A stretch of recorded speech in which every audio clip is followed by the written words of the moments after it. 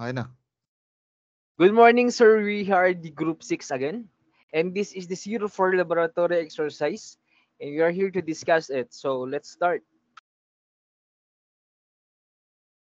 So here in the first picture, we create a table named purchase items and the columns are ID as int, model name as varchar, brand as varchar, price as decimal, and purchase date as date. Since the values in the table purchase items is provided by the elms, we copied that and paste it to our query.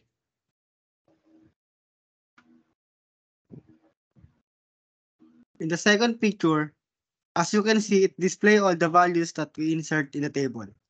Name purchase items. The value displayed because of the keyword select asterisk from.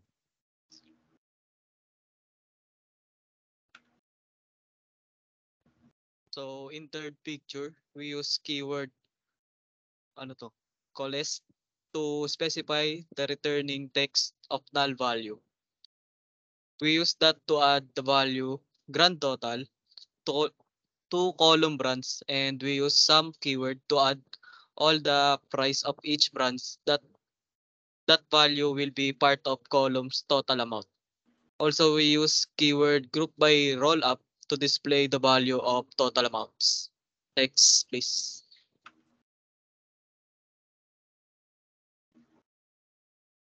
The next is a begin, the first line is begin. And the next line is the select month purchase date as month case when the month as parenthesis purchase date is null, then the grand total. The select statement retrieve data from the purchase item table. It that calculate the month of the purchase date and give the alias of month. And you also calculate the total purchase amount for each group and alliance is total amount. Additionally, it create a calculated column run using case statement is the month is null. For the grand total, for the grand total is assigned to the value. And for the other row, it uses brand to column value for default to monthly if brand is null. The next line is from purchase item is the specific source table from which the data is being selected which is purchase item. The next is group by roll up, column month, purchase date, and brand. This group by roll up, this closed group the result based on the calculation month and brand column using the roll-up modifier.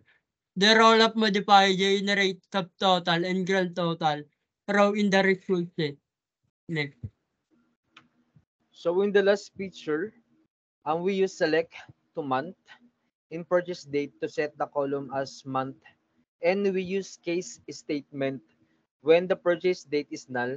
Then we use coalesce with the value as the grand total for plus brands grand total, and we add an else statement coalesce to make the value of other rows as monthly subtotal, and we end it as a brand. Also, we get the sum of price as total amount to the table purchase items.